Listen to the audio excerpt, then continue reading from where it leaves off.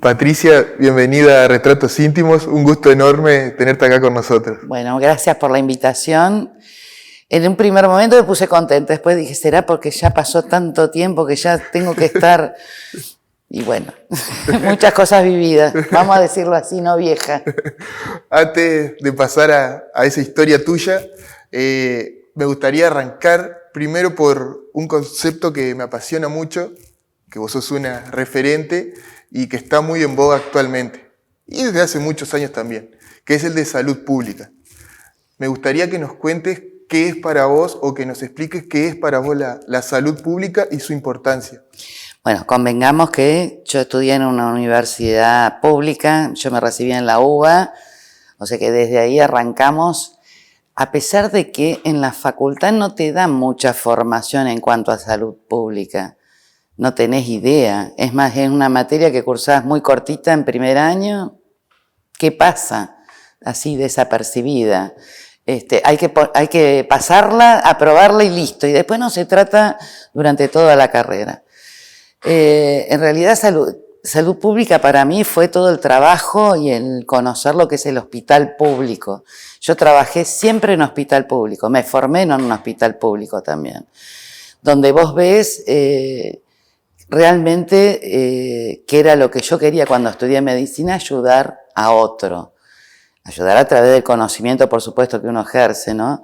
Donde te encontrás con la gente más vulnerable, donde yo siempre digo que la combinación de pobreza y enfermedad es una combinación terrible. Y además, en la parte pública es donde más aprendés, donde están los profesores, donde están los referentes. Para nosotros que estudiamos la parte de patologías, es donde tenés todo tipo de patología, porque la enfermedad no escapa a ninguna clase social ni a ningún tipo de persona. Y salud pública, que en este momento es lo que estoy haciendo, estar en salud pública también ejerciendo ya desde un puesto más ejecutivo, el poder prevenir, porque llegar a la enfermedad ya llegamos tarde. O sea que lo más importante en cuanto a salud pública son los planes de prevención, promoción de la salud, dar enseñanza, explicar y darle elementos al ciudadano para que pueda pedir, reclamar, saber a dónde dirigirse, qué debe hacer. Bueno, es un montón de funciones salud pública. Es muy difícil, yo mira que he pasado ya varios gobiernos donde en la provincia nunca hubo un plan de salud claro. Fue siempre todo a la que te criaste. Claro. Siempre con pocos fondos, no había planificaciones claras. Yo no sé en este momento si las hay. Sinceramente, o las estarán haciendo, porque ahora cambió el gobierno y bueno, cada gobierno se encuentra con lo que le deja el anterior y siempre está esto. La realidad es que la salud es una cuestión que tendría que ser de Estado y todos tendríamos que darle valor. También nos pasa que nosotros como ciudadanos tampoco valoramos la salud. ¿En qué sentido? En el sentido de que la gente no defiende estos lugares. Yo me acuerdo de haber pasado por situaciones muy terribles económicas en el hospital y donde vos decís, bueno, va a venir todo el mundo a apoyar porque más de la mitad de Gualeguay se atiende en el hospital y sin embargo ese apoyo no está. O cuando vos tenés que, si decís, esto vale tanto, qué caro que cobra. Claro. O sea, vos gastás, no sé, no te puedo dar una cifra, pero suponete, 1 kilo de morrones sale 10.000 pesos en este momento. Pero si yo te digo, la consulta son 10, qué chorra. O sea, ¿cuánto vale tu vida? ¿Cuánto vale tu salud? Yo creo que está mal valorada. En todo aspecto. En todo aspecto. Y quiero profundizar en algo que dijiste al pasar y quiero redundar sobre un concepto que mencionaste a partir de la siguiente pregunta. ¿La salud es un derecho o un negocio? No, un derecho, sin duda. Yo, desde que entré a la facultad jamás pensé en negocio. Es más, cuando salís de la facultad no tenés ni idea qué es esto de las obras sociales, cómo se factura. No lo pensás realmente. Nunca lucré con mi profesión. De hecho, bueno, siempre trabajé en el hospital y después por una cuestión económica busqué otro tipo de trabajos que eran auditorías. Yo fui auditora de PAMI durante 8 años y auditora del Colegio Médico, que no son trabajos que tienen que ver con la parte asistencial, que eso es lo que se puede decir que trabajé en privado, pero después siempre trabajé en hospital público. Y recién dijiste que estuviste en PAMI. Todo esto que mencionás se complejiza con las personas ancianas y jubiladas. Por supuesto, por supuesto. ¿Cómo es su situación? En este momento y con jubilaciones... Históricamente, yo creo que hay un montón de políticas de PAMI que son horribles. Horribles. Son poco funcionales para los afiliados. Algunas no conducen a nada. La cuestión burocrática es muy, muy terrible. Sí, tienen algunas cosas que son positivas, la entrega de medicamentos, entrega de elementos ortopédicos que tendrían que ser mucho más ágiles, pero hay cuestiones que todavía no se solucionan, como por ejemplo pedir una prótesis en un paciente fracturado y que te tarde 30 días. Vos no podés tener un paciente añoso 30 días en una cama esperando una prótesis. Totalmente. No es lo mismo operar a las 48 horas que a los 30 días. Y esos son problemas que tienen muchas obras sociales, no solamente PAMI. Porque atrás hay también negocio, no nos vamos a engañar. Totalmente. No depende de nosotros como médicos. Claro. Al contrario, nosotros como médicos pretendemos las cosas mucho más rápidas. Ni hablar en distintas personalidades, como yo, por ejemplo, que vengo de terapia, todo es ya, no mañana. Claro. Ahí no puedo esperar. Pero en realidad en todas las áreas tendría que ser una cosa ágil. Bueno, no sucede eso. Pero no sucede ni acá ni en todo el país. Claro. No es un problema de Gualeguay. Claro. Y siendo médica en el día a día, ahora en un cargo ejecutivo, ¿cómo haces para tolerar todas esas frustraciones? No, es terrible, terrible. Si a mí me cuesta mucho por ahí bajar a tierra, poner un freno, pero bueno, acá están los desafíos. Claro. Uno tiene que seguir intentando. Soy bastante de reclamar, de pedir, pero porque también tengo la idea de que si uno se queda sentado y espera, tampoco va a suceder nada. Los cambios se hacen desde adentro.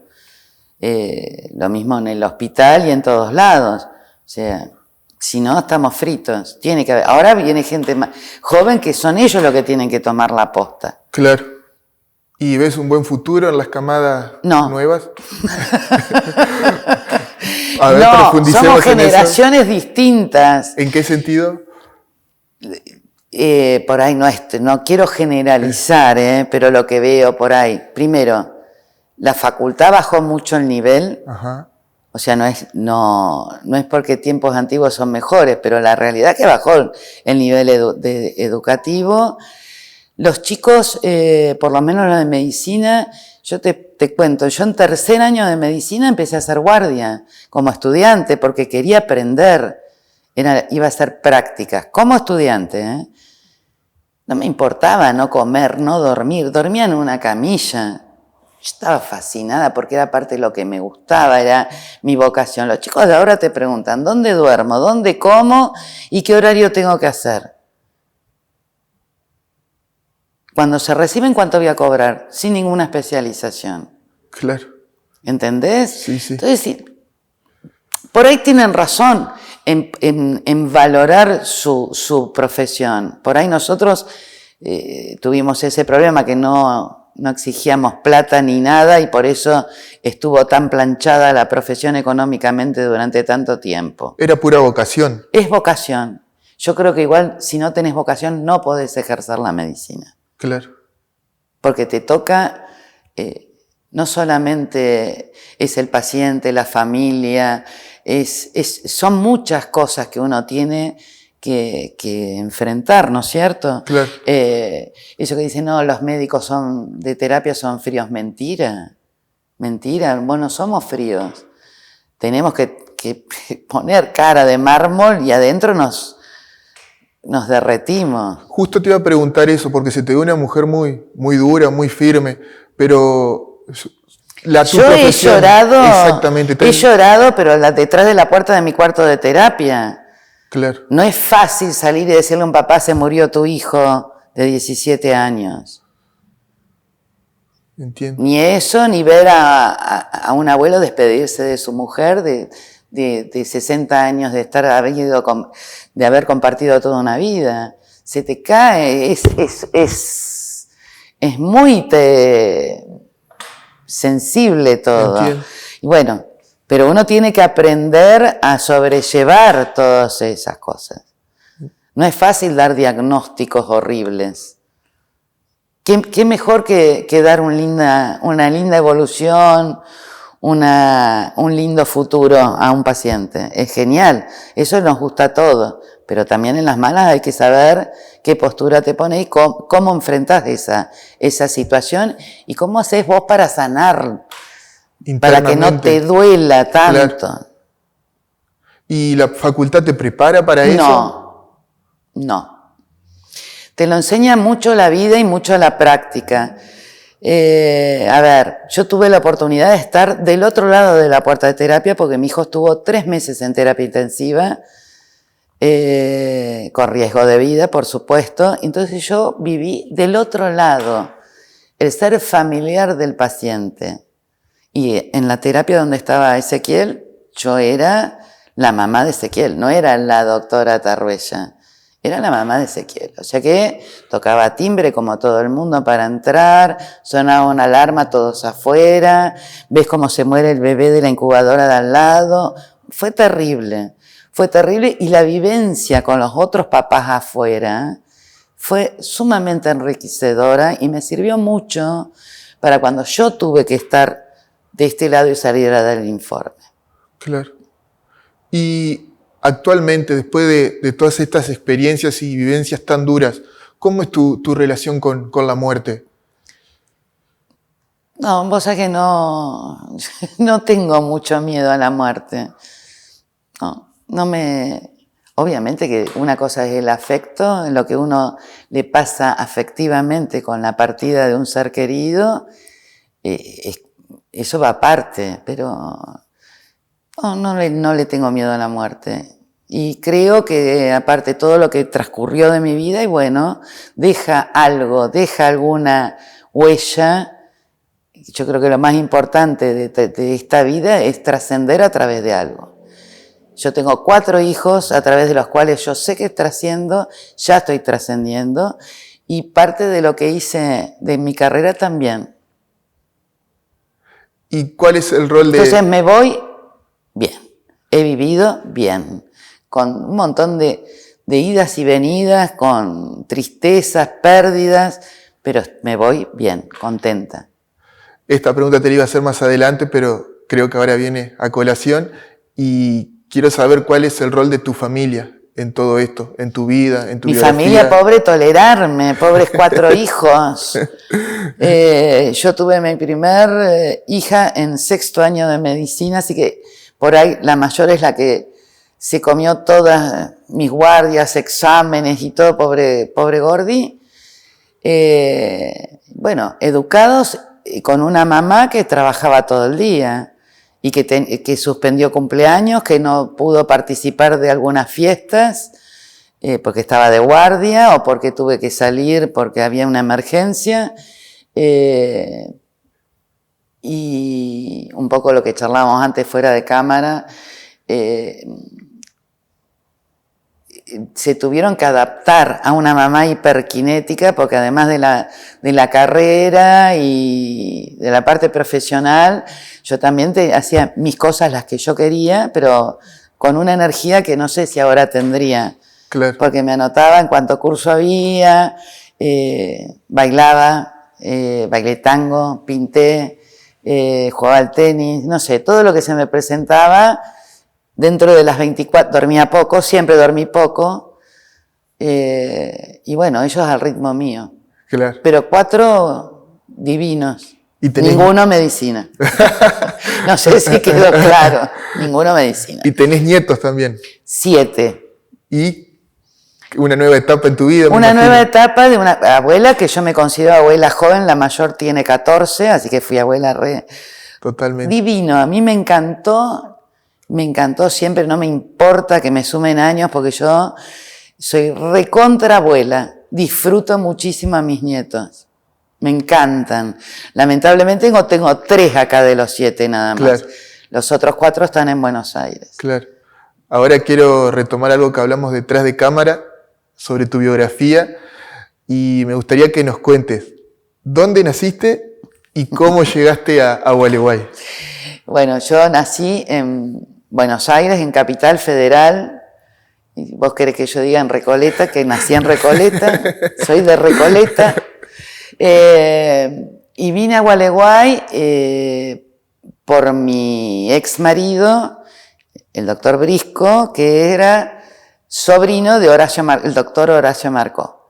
Y él de adolescente venía acá al campo de los Marcó. Y tenía muy lindo recuerdo, y para mí era estar cerca también de mi familia, porque mi familia toda quedó en Buenos Aires. La única que me vine soy yo. Yo tengo mis 4 hermanos y todos mis sobrinos en Buenos Aires. Y ahora 2 hijas también. ¿Y cómo fue la experiencia de pasar de Capital Federal a Gualeguay? Bravísima, fue terrible. ¿En qué sentido?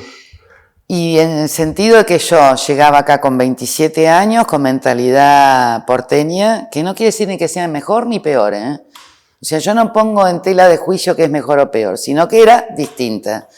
Donde acá era un ambiente muy machista, muy conservador en un montón de cosas, donde el doctor era primero que eran varones la mayoría, muy pocas mujeres, creo que estaba la doctora Besinski, la doctora Schenone, la doctora Jaján y la doctora Ashe. 4 mujeres, resto todos varones. Yo con una especialidad, yo soy anestesióloga con especialidad de varón, en un mundo de varones que era el quirófano, pocas mujeres. Entonces fue bastante complicado, pero no imposible porque acá me ven, claro. Sobreviví. Yo creo que el ser humano es un ser de adaptación, algunos tienen más facilidad y otros menos, pero sobreviví. ¿En qué año viniste a Gualeguay? En el 86. ¿Y te considerás gualeya ahora? Y ya ahora sí, ya viví más años en Gualeguay que en Buenos Aires. Mis raíces están en Buenos Aires, pero sí, hasta cuando voy a Buenos Aires me dicen, ay, te tragas las heces, hablas como una entrerriana, ¿no? Y ahora he tenido oportunidad de viajar mucho, y cuando voy afuera, ¿de dónde sos? Yo soy entrerriana, no digo más que soy porteña. Claro. Me quedan algunos vestigios porteños, hay cosas que a mí me gustan de Buenos Aires, pero bueno, la vida tranquila y haber podido criar 4 hijos no hubiera sido posible en Buenos Aires. ¿Y vos llegaste a Gualeguay en época de carnaval? Llegué en carnaval que quedé alucinada, llegué un sábado, yo creo que era en la que es ahora la calle, la avenida de entrada, ahí puede ser que haya sido el Corso. Sí. Jugaban con agua, me acuerdo, con un sallecito, y yo me acuerdo que vi, ese carnaval me alucinó, porque yo me veía ya bailando también, tenía 27 años. Y aparte yo hice danza mucho tiempo, entonces para mí era maravilloso. Era mi posibilidad de ser vedette, que no, porque claro, yo mido 1,76 y cuando yo estudiaba danza clásica en el Colón me rebotaron por las medidas porque era muy alta. No es como ahora que las chicas van y hacen comedia musical o van al Maipo y no pasa nada. En mi época ir al Maipo no estaba bien visto. Claro. Pero a mí me hubiera encantado ponerme plumas. Bueno, esta era mi oportunidad de ponerme plumas. Pero bueno, lamentablemente llegué ese año y quedé embarazada enseguida, así que no pude salir. Claro. Ya después ya no me dio. Pero no hubiera tenido drama. Ningún problema. Me encantaba el carnaval, me parecía maravilloso. Y de nuevo, yendo a tu carrera profesional, cuando llegaste a Gualeguay, ¿en qué condiciones estaba el Hospital San Antonio? Bueno, era un hospital que tenía la mitad de los médicos que tiene ahora, era otra la situación económica del país, entonces no tenías el aluvión de gente que hay ahora, porque ahora aunque tengas obra social, vas al hospital porque sabes que no tenés que pagar. Es la realidad. Cada vez más gente va al hospital para no tener que pagar coseguro, no pagar plus, no pagar... Bueno, en ese momento no. Pero, bueno, por ejemplo, en el área mía, cuando yo llegué no había mesa de anestesia. Se hacía anestesia endovenosa, que para nosotros en Capital era mala palabra, directamente ya estaba prohibido. ¿Qué significa ese proceso? ¿Cómo es? Vos tenés distintos tipos de anestesia, la inhalatoria, y en una época se usaba la anestesia endovenosa. La endovenosa es que en un suero ponías determinado tipo de anestésicos que no eran, o sea, con el tiempo vos después de estudiar sabes que eso no es seguro, que no te da una buena anestesia. Ahora los sistemas anestésicos son totalmente seguros, es otra historia. Salieron medicamentos mucho mejores para la inducción anestésica, para el mantenimiento, en cuanto a analgesia, todo. Pero en ese momento había un borboteador, que era un aparatito así chiquitito donde burbujeaba un gas anestésico que se llama lotano, que era de terror eso, y la anestesia endovenosa. Así que cuando yo tampoco se usaba lo que ahora es tan común, el Avocat, no sé, yo lo digo con marca, que son las vías que nos ponen adentro de la vena, que son de teflón. Cuando yo llegué eso no existía, había mariposas, las butterfly, que eran de metal, las agujas de metal, lo que es espantoso, sí. Ya está totalmente...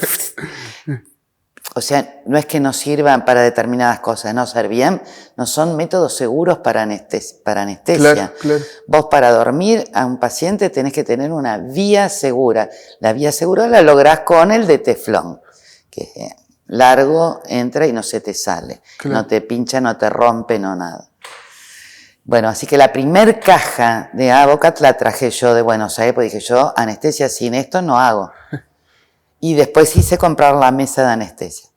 La primera mesa de anestesia la traje. La hice comprar yo. Claro.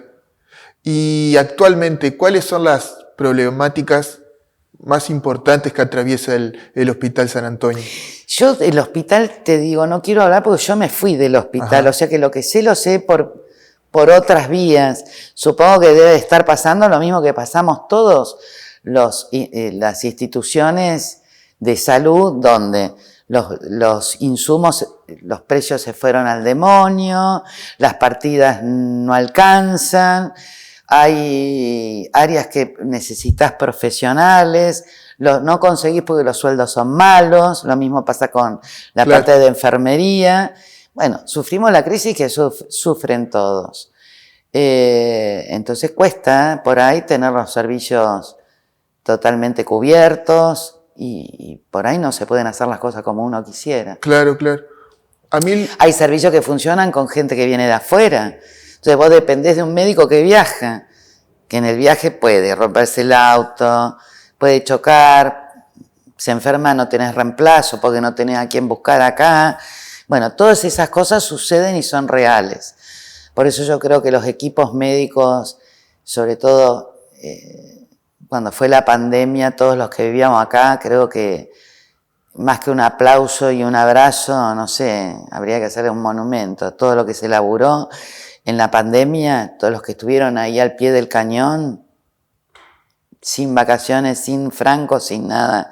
Creo que ahí es donde se pone de manifiesto la necesidad de tener buenos equipos de salud y un buen hospital.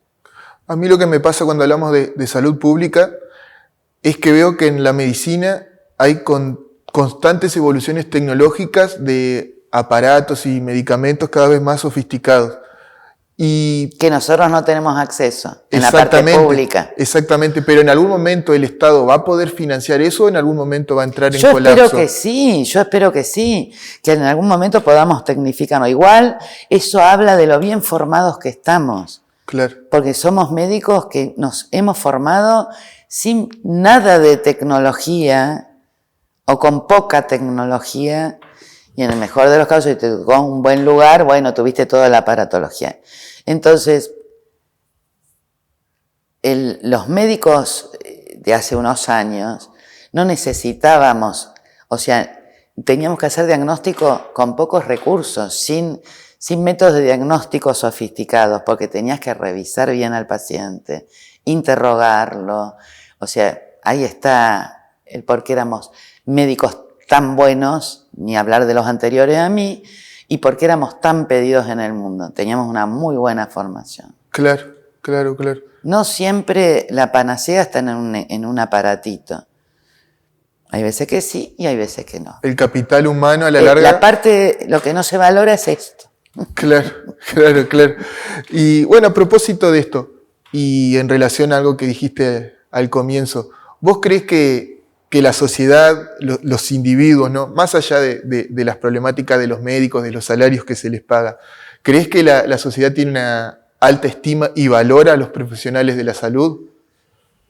Yo creo que tienen la oportunidad de valorarlos cuando los necesitan.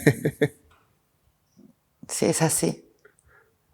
Una vez escuchaba o sea, si vos le preguntás a alguien, se va a decir, sí, el médico es necesario, sí, yo quiero a mi pediatra, ni hablar al pediatra, por ejemplo.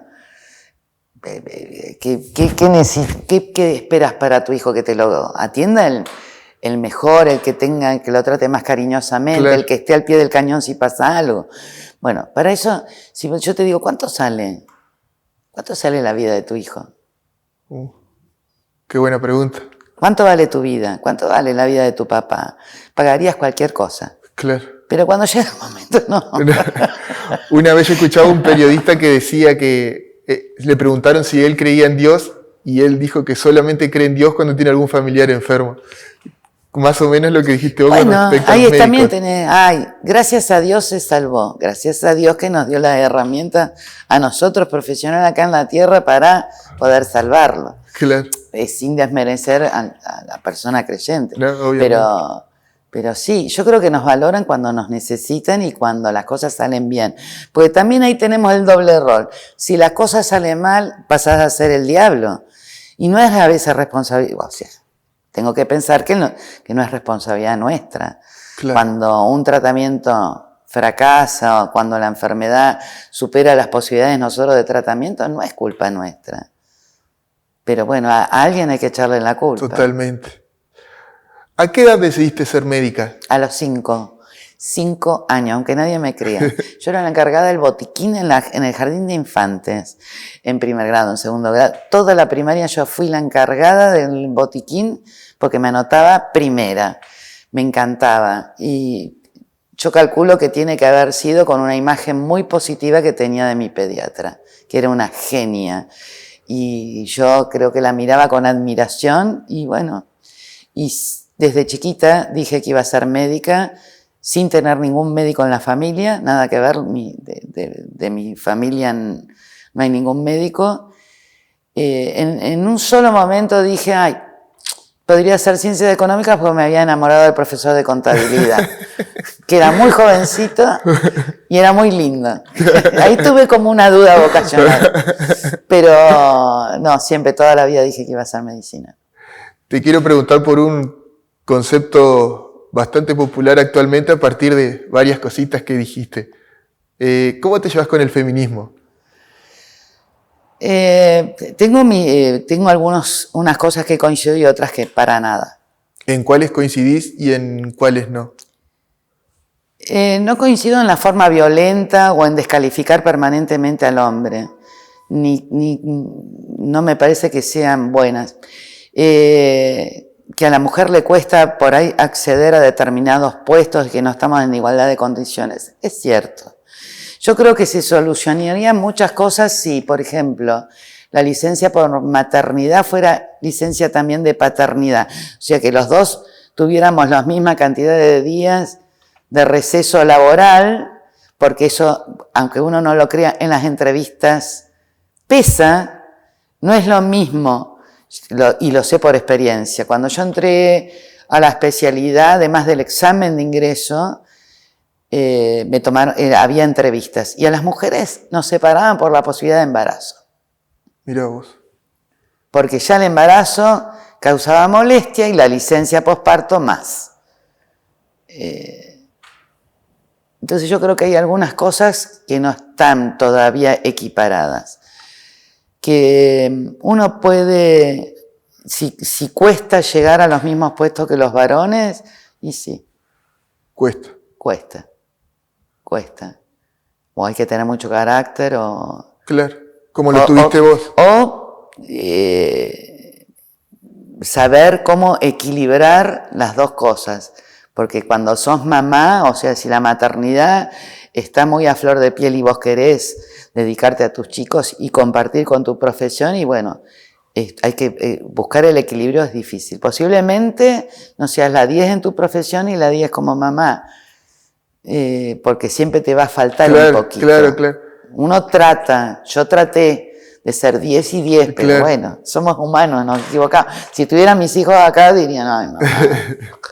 Y en tu caso, la maternidad, me contabas que fue detrás de cámara, que era un mandato muy importante. Sí, siempre quise. Yo vengo de familia de 5 hermanos, yo soy la mayor de 5, con el agravante que mi papá se murió cuando era muy joven, yo tenía 14 años, papá 42. Así que mamá quedó viuda con 5 críos a los 39 años y yo medio fui el papá de mis hermanos, la figura de ejemplo, la que los guiaba y qué sé yo.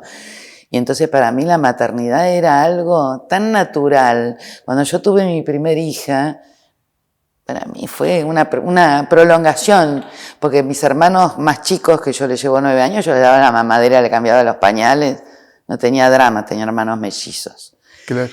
Y entonces el tema de la maternidad era algo que yo no me lo cuestioné.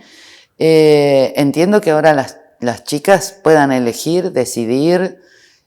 Yo tengo mucho respeto por lo que decida cada uno con su cuerpo y con su vida. No somos nadie para juzgar ni para decidir qué está bien y qué está mal. Yo creo que hay algunos mandatos culturales que hay que terminarlos. Totalmente. Nadie te dice que por ser mamá vas a ser feliz ni por no ser mamá no vas a ser feliz. Claro. O que no podés estar sola, que no podés no tener pareja. Hay cosas que ya están de modé. Y más allá de la salud pública, o incluyendo a la salud pública, ¿cómo te llevas con la política? ¿Qué rol le das a la política? Primero, no milito para ningún partido. Primero, no me siento identificada con ninguno. Así, voy a decir, track. Y en muchas cosas no coincido y me cuesta mucho entender algunas cosas de la política. Igualmente, cuando yo tomé este puesto, que sí, teóricamente es un puesto político, yo lo tomé por la parte de lo que es mi profesión como médica y de la visión que tengo en cuanto a la salud pública, que aprendí mucho estando ahí, porque lo ves desde otro lado, a ver qué medidas, qué cosas podés hacer para mejorar la salud de la población. Muchas veces con la política no estamos de acuerdo, porque lo que se considera gasto para mí es una inversión.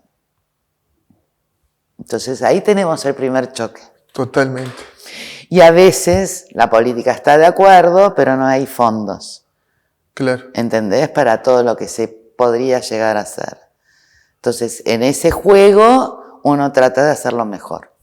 O lo que puede. O lo que se puede. Claro. Sí, hay cosas que yo no coincido para nada. Claro. De este partido, del de frente, sí, y el que venga, no me importa. Los puedo discutir también, claro, pero no somos compatibles. No somos muy compatibles. No, yo tuve que aprender a bajar un cambio en un montón de cosas.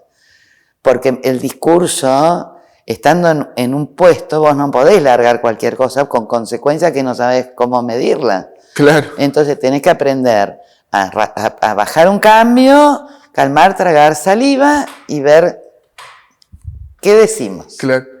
Hoy recordabas, y yo me acuerdo también, porque salió en todos los medios, cuando hiciste la denuncia pública por la falta de vacunas que no enviaban a Bueno, Gualeguay. ahí tenés, por ejemplo, una. De Paraná casi me acuchillan y todo, a mí me importó nada, era lo que estaba pasando. Claro. Y con lo que implicaba para nosotros, que sabíamos que el hospital estaba abarrotado, que se moría gente. Fue terrible, terrible. Después, el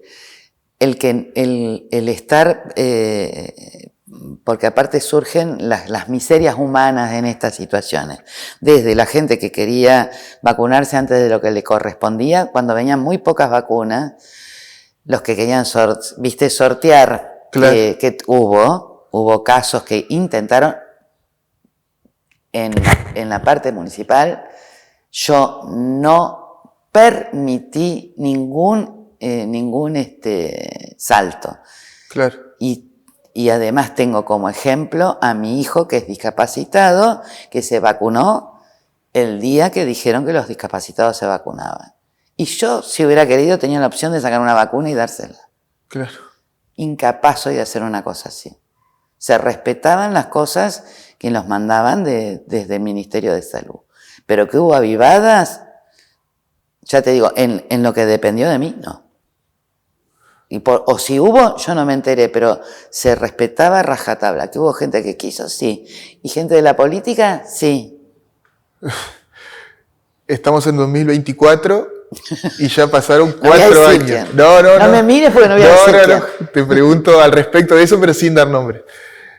¿Qué reflexión te dejó la pandemia? Si es que tuviste tiempo de... La verdad, no tuvimos tiempo ni de pensar, ni de... realmente hubo muchas cosas que fueron improvisadas, otras que surgieron naturalmente. Tratamos de ser lo más organizado posible y dentro de lo que nos ofrecieron, yo creo que se trabajó en mi área, no voy a hablar de otro, en mi área se trabajó muy bien, con un equipo de gente maravillosa, mis enfermeras, todas vacunadoras. Vos pensás que el hospital en ese momento tenía un vacunador. Aparte que el resto de las enfermeras necesitaban estar en los servicios atendiendo a la gente internada. O sea que todas las enfermeras de la parte municipal y de los centros municipales, todas se pusieron la pandemia al hombro. Tuve gente voluntaria que estaba jubilada y vino a vacunar, que eran excelentes vacunadoras, y las tenía todo el día. Salimos a vacunar a domicilio. Fue un trabajo titánico, pero maravilloso. Estás muy orgulloso de lo que lograste.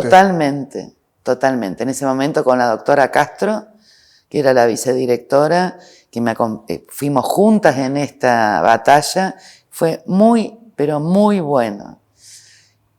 Y lo demás, bueno, hay un montón de cosas para analizar, de falta de medicamentos, de falta de esto, y bueno, y las vacunas fue todo un tema. Claro.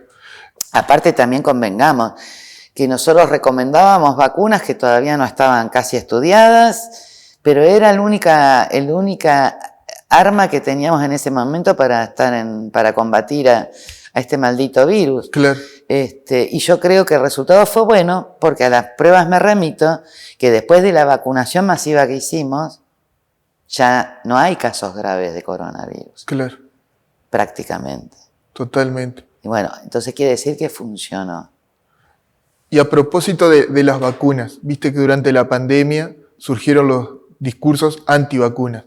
¿Cómo te llevas con esos dichos, con esa gente, con esa mentalidad? Yo creo que, bueno, a ver, los lavados de cabeza, los lavados de cerebro existen. ¿Qué podés hacer con alguien que está convencido de que es malo? No le podés poner... Lo que pasa es que hay leyes de vacunas obligatorias. Entonces, eso tenés que llevarlo a la parte judicial si vos te negás. Claro. ¿Entendés? Yo no me voy a poner a pelear ni a poner una pistola en la oreja a nadie porque no se quiera vacunar. Hubo mucha gente que no quiso vacunarse contra el COVID también. Bueno, te haces responsable. Claro. Por eso te digo, yo creo que hay muchas cosas en salud pública que dependen de la información, de educar, de explicar, que evitan otras cosas. Es muy importante explicar. Claro. Entonces no caes en cuestiones que pasan a ser mitos. Me dijo fulano, me dijo sultano. Vos pensá, el HIV en los años 90, todas las gansadas que se decían, y ahora tenemos pacientes prácticamente curados que hacen su vida normal. A nadie se le ocurre preguntarte, che, con el COVID sí fue lo del mate. Pero con el HIV ya nadie te pregunta, ¿tenés HIV para tomar un mate? Porque la gente empezó a informarse. Bueno, esa es nuestra tarea también, informar y educar. Claro. Hablando de esto, quiero aprovechar este espacio para que nos cuentes sobre la importancia de dos cuestiones. Las campañas de vacunación, sí, y la otra es la donación de sangre. Bueno, yo tuve 7 años trabajando para el tema de donación de órganos para el CUCAI. También. Y la donación de sangre, ni hablar, que es lo más común. La sangre es un órgano. Tan fácil, es un acto de amor que tiene que hacer uno para otro ser humano. Nadie sabe cuándo le va a tocar a uno o a un familiar. Por eso es re importante que la gente vaya y done sangre. No hay que esperar el momento de urgencia. Si están con las condiciones de salud que se exigen para donar sangre, hay que ir y donar. Aparte, hace bien al organismo, la renovación. Aparte, 500 centímetros cúbicos de sangre es nada. Claro. Pero al rato ya lo tenés de vuelta. Claro. Y pueden salvar vidas. Yo que estuve en terapia, las veces que hemos necesitado sangre de urgencia, que era terrible y que dependía la vida de un paciente, por eso es importante ir a donar y que haya un buen banco de sangre. Acá le está hablando una sobreviviente de 20 transfusiones de sangre, porque cuando nació Ezequiel, me tuvieron que derivar justamente porque acá no había banco de sangre. Esa es una de las razones. Yo tuve una hemorragia terrible en el momento de que tuvieron que hacerme la cesárea, porque tenía una placenta previa que se me había desprendido y me tuvieron que pasar 20 sachets de sangre. Me iba en sangre, así, como entraba, salía. O sea, ¿quién más que yo va a decir donen sangre? Totalmente. Y yo no estaba acá, estaba en Buenos Aires, tuve que conseguir 40 donadores de sangre. Que gracias a mi familia se consiguieron. Pero por eso, ¿por qué tenemos que esperar a pedir por favor auxilio por radio, por televisión? Necesitamos sangre para fulano de tal. Vayan y donen. Claro. Porque la sangre se necesita de un momento para otro. Y mire, en una situación que era un parto, no era un accidente. Algo ni tan nada. común. Para eso. Y la otra... Las campañas de vacunación. Y las campañas de vacunación por algo están. La vacunación es sumamente importante para erradicar algunas enfermedades, para prevenir secuelas o complicaciones de enfermedades que son comunes. Y bueno, teniendo a todos los chicos vacunados, evitamos los contagios, evitamos las complicaciones. Y todos los años aparece alguna nueva o alguna modificación y hay que aplicar. Ustedes fíjense cómo cambió el tema del HPV con la vacunación de los chicos a los 11 años, evitando el cáncer de cuello de útero. Sobre todo teniendo en cuenta que la actividad sexual cada vez empieza más temprano. Claro. Entonces, qué importante que los chicos y las chicas se vacunen de HPV. Qué importante que fue la vacunación de hepatitis B en esta ciudad. Totalmente. Donde de 34 chicos internados en el Gutiérrez por complicaciones de hepatitis B, 24 creo que eran de Gualeguay. Que fue cuando fue la gran campaña del doctor Pérez Tambini, Ayala Moreno y Fabiana Henrich, con la gente de patología del Hospital Gutiérrez. Fue importantísimo. Nosotros hoy estamos así sin hepatitis B gracias a ellos. Claro. Claro, totalmente. Entonces, ahí está la importancia de la campaña de vacunación. Y bueno, Patricia, ya para ir finalizando. Si no seguimos hablando, tenemos para hablar. Mañana. Sí, con vos podemos hablar toda la tarde, de todas tus anécdotas también.